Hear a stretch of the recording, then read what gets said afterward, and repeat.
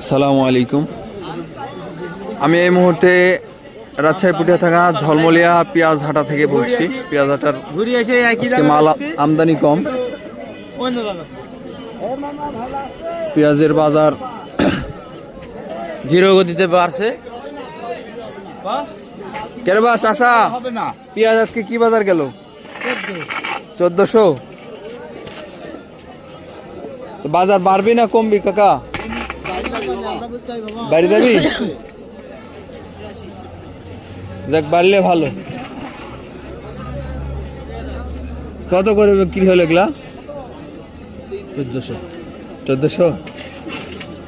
আজকের বাজার কি সব 1400? হ্যাঁ 14-15 আইস বাজার তাই না? এই হচ্ছে ঝলমলিয়া আজকে বাজার, পেঁয়াজের বাজার দেখতে পাচ্ছেন আপনারা।